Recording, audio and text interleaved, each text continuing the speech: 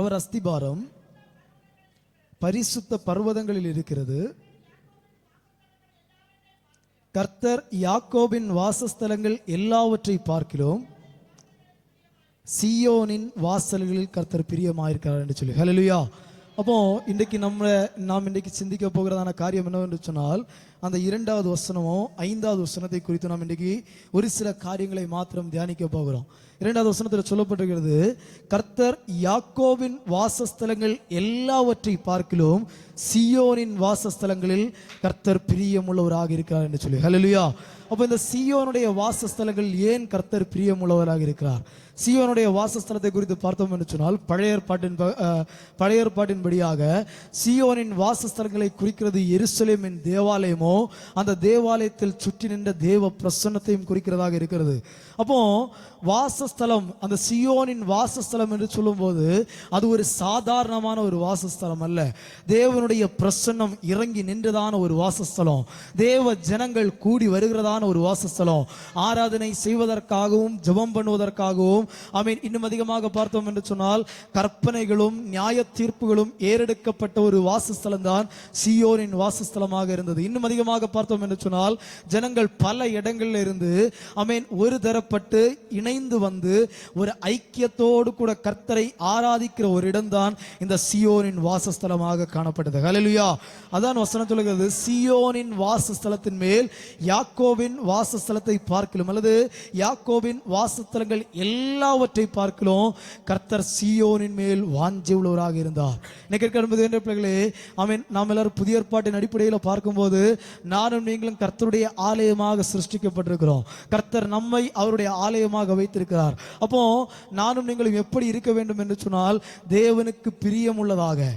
வசனம் சொல்லப்பட்டதை போல யாக்கோபின் வாசஸ்தலங்கள் எல்லாவற்றை பார்க்கிறோம் சீயோனின் வாசஸ்தலங்கள் மேல் பிரியமாய் இருந்ததை போல கர்த்தர் இன்றைக்கும் நேசிக்கிற ஒரு சீயோனாக நானும் நீங்களும் வாழ வேண்டும். ஹல்லேலூயா. அப்போ சீயோனின் வாசஸ்தலங்களுக்குள்ளதாக பிரவேசிக்கிற தேவ பிள்ளைகளுடைய வாழ்க்கையில ஒரு மாற்றங்கள் சம்பவித்தது. அன்றைய நாட்களில் யாரெல்லாம் இந்த சீயோனின் வாசல் வழியாக போனார்களோ அந்த பிள்ளைகளுடைய வாழ்க்கைகள் எல்லாவற்றிலும் அவருடைய பாவங்கள் மன்னிக்கப்பட்டது, உடைக்கப்பட்ட இருதயங்களுக்கு ஆறுதல் கிடைத்தது, பலவீனமாக வந்தவர்கள் பலனடைந்து வெளியே சென்றார்கள். இன்னும் அதிகமாக நானும் நீங்களும் பார்க்க வேண்டும், சீயோனின் வாசஸ்தலத்தில் எப்போதும் தேவ பிரசன்னம் நிறைந்த ஒரு இடமாக இருந்தது. ஹல்லேலூயா. அப்ப எனக்கு பிள்ளைகளே, இன்றைக்கு நானும் நீங்களும் சபைக்கு கர்த்தரை ஆராதிக்கும்படியாக வந்திருக்கிறோம். கர்த்தர் நம்மை தெரிந்து கொண்டு இந்த இடத்துல அழைத்து கொண்டு வந்திருக்கிறார்.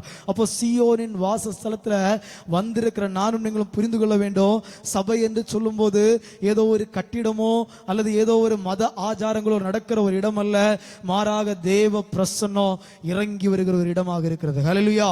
அப்ப நாம் இந்த இடத்துல வரும்போதே, சபைக்குள்ளதாக வரும்போதே எப்படி வர வேண்டும் என்று சொன்னால், ஒரு தாழ்மை உள்ளவர்களாக நம்முடைய பெருமைகள் எல்லாவற்றையும் மாற்றி வைத்துக் கொண்டு, சிலரெல்லாம் வருவாங்க சபைக்கு வரும்போது, கர்த்தாவே எனக்கு அது இல்லை, என்னுடைய வாழ்க்கையில இது இல்லை, எனக்கு அந்த குறை இருக்கிறது, எனக்கு இந்த தேவை இருக்கிறது, இப்படிப்பட்ட காரியங்களோடு தான் நாம் எல்லாரும் சபைகளுக்கு வருகிறோம். ஆனால் சீயோனுக்குள்ளதாக வரும்போது, அல்லது கர்த்தருடைய பரிசுத்த சந்நிதிக்கு நேராக நானும் நீங்களும் வரும்போது நன்றி உணர்வுள்ளவர்களாக முதலாவது கர்த்தருடைய சமூகத்தில் வர வேண்டும். ஹல்லேலூயா. அநேகர் நாம் இங்க இருக்கிற அநேகரும் போன வார ஞாயிற்றுக்கிழமை வந்த பிறகு இந்த வார ஞாயிற்றுக்கிழமை சபை ஆராதனைக்கு வந்தவங்க. அப்போ இந்த ஒரு வார காலம் முழுவதுமாக கர்த்தர் நம்மை சுகபத்திரமாக பாதுகாத்ததை நினைத்து, ஒரு வார காலம் முழுவதுமாக கர்த்தர் நமக்கு தேவையானவற்றை எல்லாம் தந்து நடத்தினதை நினைத்து, இந்த ஒரு வார காலம் முழுவதுமாக கர்த்தர் நம்மை பாதுகாக்கிற விதங்களை நினைத்து தேவனுக்கு நன்றி சொல்லுகிற ஒரு மனப்பான்மையோடு கூட கர்த்தருடைய சமூகத்தில் வர வேண்டும். ஹல்லேலூயா. அது 4வது வசனத்தை வாசிக்கலாம். 4-5 வசனங்கள்.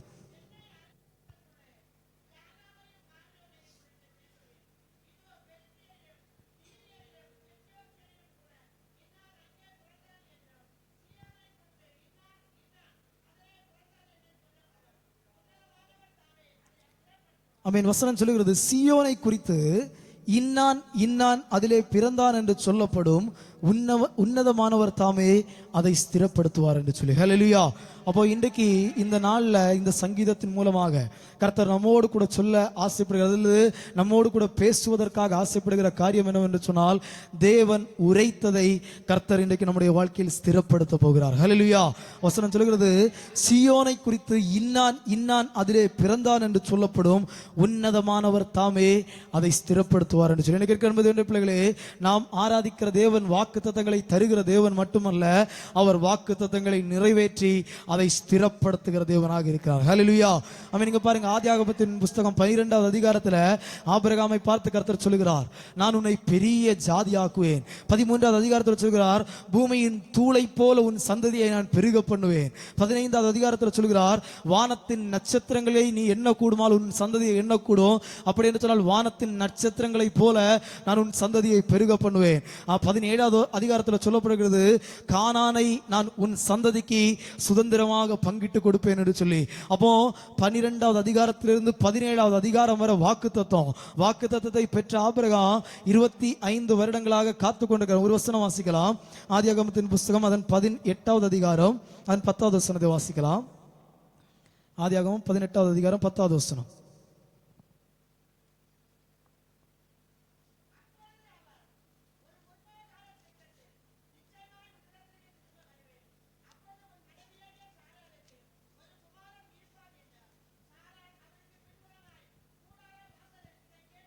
நீங்க பாருங்க, 18வது அதிகாரத்துல 10வது வசனத்துல அங்கே சொல்லப்பட்டிருக்கிறது, அப்பொழுது அவர் ஒரு உற்பவ காலகட்டத்தில் நிச்சயமாய் உன்னிடத்தில் திரும்ப வருவேன், அப்பொழுது உன் மனைவியாகிய சாராளுக்கு ஒரு குமாரன் இருப்பான் என்றால், சாராள் அவருக்கு பின்புறமாக கூடார வாசலிலே இதை கேட்டுக்கொண்டிருந்தான் என்று சொல்லி. ஹல்லேலூயா. இன்னைக்கு அன்பு பிள்ளைகளே, இன்றைக்கு நானும் நீங்களும் கர்த்தரால் தெரிந்து கொள்ளப்பட்ட தேவ ஜனங்கள், கர்த்தரால் தெரிந்து கொள்ளப்பட்ட ஒரு சீயோனாக கர்த்தர் நம்மை வைத்திருக்கிறார். அப்போ கர்த்தரால் தெரிந்து கொள்ளப்பட்ட அவர்கள் என்று சொல்லும் போது ஏதோ வேற யாரும் கிடைக்காமல் கர்த்தர் நம்மை தெரிந்து கொள்ளவில்லை. கர்த்தர் நம்மை நியமித்து, கர்த்தர் நம்மை அழைத்து நம்மை சுத்த பொன்னாக மாற்ற வேண்டும் என்கிற ஒரு லட்சியத்தோடு கூட கர்த்தர் நம்மை தெரிந்து கொண்டிருக்கிறார். ஹல்லேலூயா. அப்போ இன்றைக்கு அந்த தெரிந்து கொள்ளப்பட்ட ஜனத்தை பார்த்து கர்த்தர் இங்கே சொல்லுகிறார், கர்த்தர் உரைத்தபடியே அவர் நமக்கு செய்வதற்கு வல்லமை உள்ள ஒரு தேவனாக இருக்கிறார். ஹல்லேலூயா. நான் சொன்னேன், 75வது வயதுல கர்த்தர் ஆபிரகாமுக்கு ஒரு வாக்குத்தத்தத்தை கொடுக்கிறார். அநேக தரம் அவர் வாக்குத்தத்தத்தை குறித்து சொல்லி இருந்தார். 12வது அதிகாரத்தில் வாக்குத்தத்தம், 13வது அதிகாரத்தில் வாக்குத்தத்தம், 15வது அதிகாரத்தில் வாக்குத்தத்தம், 17வது அதிகாரத்தில் வாக்குத்தத்தம், 18வது அதிகாரத்தில் வரும்போது கர்த்தர் சொல்கிறார், இனி ஒரு உற்பவ காலகட்டம் வரும்போது நிச்சயமாக நான் உன்னிடத்தில் வருவேன். என்ன கேட்க பிள்ளைகளே, இன்றைக்கு நானும் நீங்களும் அநேக வாக்குத்தத்தங்களை கேட்டிருப்போம். அநேக காரியங்களை கர்த்தருடைய தாசர்கள் மூலமாகவும் ஜெபத்தின் மூலமாகவும் வேதத்தின் மூலமாகவும் அநேக காரியங்களை கேட்டிருக்கலாம்.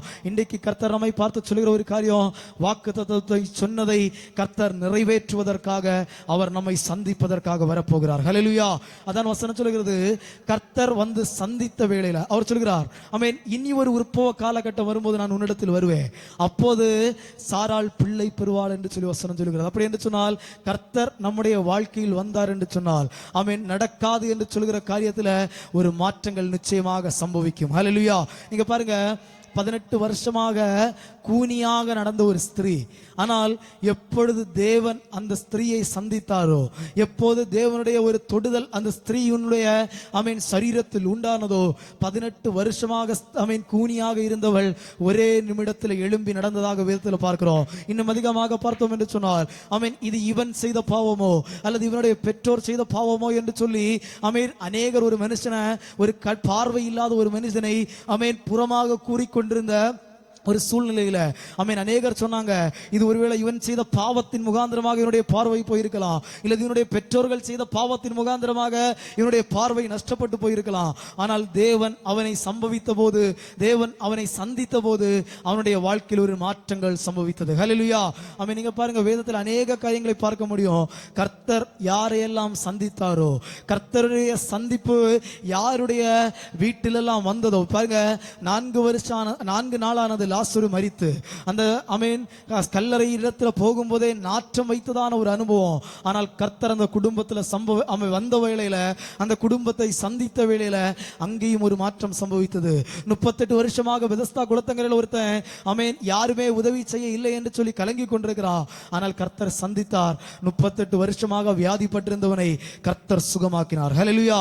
இன்னைக்கு பிள்ளைகளே, இன்றைக்கு கர்த்தர் நம்மை பார்த்து சொல்கிற ஒரு காரியம், கர்த்தர் நம்மை சந்திப்பதற்காக ஆயத்தமாக இருக்கிறார். சியோனே, அவருக்காக உன்னுடைய வாசலை திறந்து கொடுப்பதற்காக நீ ஆயத்தமாக இருந்தாய் என்று சொன்னால் அவன் நிச்சயமாக உரைத்த காரியத்தை கர்த்தர் நம்முடைய வாழ்க்கையில் நிறைவேற்ற வல்லமை உள்ள தேவனாக இருக்கிறார். ஹல்லேலூயா.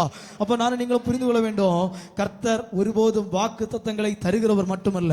வசனம் சொல்கிறது, சியோனை குறித்து இன்னான் இன்னான் உன்னை தெரிந்து கொண்டான் என்று சொல்லப்படும் உன்னதமானவர் தாமே அதை ஸ்திரப்படுத்துவார். கர்த்தர் இன்றைக்கு நம்முடைய வாழ்க்கையில வந்தார் என்று சொன்னால் ஆமென், கர்த்தர் சிலதை ஸ்திரப்படுத்துவதற்காக ஆயத்தம் உள்ள ஒரு தேவனாக இருக்கிறார். ஹல்லேலூயா. நீங்க பாருங்க, ஆபிரகாமுக்கு அநேக வாக்குத்தத்தங்கள் கொடுக்கப்பட்டது. ஒருவேளை அந்த வாக்குத்தத்தங்கள் ஸ்திரப்படுத்தப்படவில்லை என்று சொன்னால், அல்லது அந்த வாக்குத்தத்தங்கள் நிறைவேறவில்லை என்று சொன்னால், இன்றைக்கு யாருமே ஆபிரகாமை குறித்து பேசி இருக்க மாட்டோம், அல்லது ஆபிரகாமை ஒரு விசுவாசத்தின் தகப்பன் என்று சொல்லி யாருமே சொல்லியிருக்க மாட்டோம். ஆனால் நானும் நீங்களும் ஆராதிக்கிற தேவன் அதை எப்போது ஸ்திரப்படுத்தினாரோ, எப்போது அந்த 25 ஆண்டுகள் முடிந்து அந்த வாக்குத்தத்தம் ஆபிரகாமுடையும் சாராளுடைய வாழ்க்கையிலும் எப்போது அது நடந்ததோ ஆமென், அது இன்றைக்கும் பேசப்படுகிற ஒரு விசுவாசத்தின் தகப்பனாக அறியப்படுகிற ஒரு ஆபிரகாமாக, கர்த்தர் அநேகருக்கு ஒரு பயனுள்ள ஒரு பாத்திரமாக, அநேகருக்கு ஒரு சந்ததியின் ஒரு தகப்பனாக கர்த்தர் இன்றைக்கும் ஆபிரகாமை வைத்திருக்கிறார். ஹல்லேலூயா.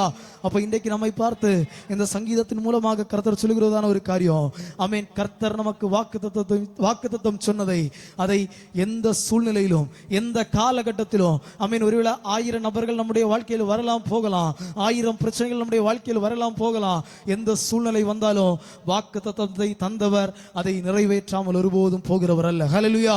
அதான் வசனம் சொல்கிறது, குறித்த காலத்திற்கான தரிசனம் வைக்கப்பட்டிருக்கிறது, அது நிச்சயமாக சம்பவிக்கும். அது ஒருபோதும் ஆமென் தாமதித்தாலும் கூட அது ஒருபோதும் பொய் சொல்லாது. இன்னைக்கு இருக்கிற பிள்ளைகளே, நம்முடைய தேவன், நாம் ஆராதிக்கிற தேவன், அவர் ஜீவனுள்ள தேவனாக இருக்கிறார். அவர் ஒரு வாக்குத்தத்தம் சொன்னால் அதை நிறைவேற்ற வல்லமை உள்ள தேவனாக இருக்கிறார். பொய் சொல்ல அவர் மனிதன் அல்ல, மனம் மாறுவதற்கு அவர் மனுபுத்திரன் அல்ல. அவர் சொன்னதை செய்யாமல் போவதற்காக ஆமென் நாம் இந்த உலகத்தில் காண்கிற ஏதோ ஒரு அரசியல் தலைவரை போன்றவர் அல்ல. அவர் இன்றைக்கும் ஜீவனுள்ள தேவனாக ஆமென் சொன்ன வாக்குத்தத்தத்தை நிறைவேற்ற வல்லமை உள்ள தேவனாக இன்றைக்கு நமக்காக இருக்கிறார். அந்த தேவனை உற்சாகத்தோடு கூட உண்மை உள்ளவர்களாக தேடுவோம். கர்த்தர் நிச்சயமாக நம் ஒவ்வொருவரையும் பலப்படுத்துவார். இந்த வசனங்களை கர்த்தர் அவரையும் ஆசீர்வதிப்பார்.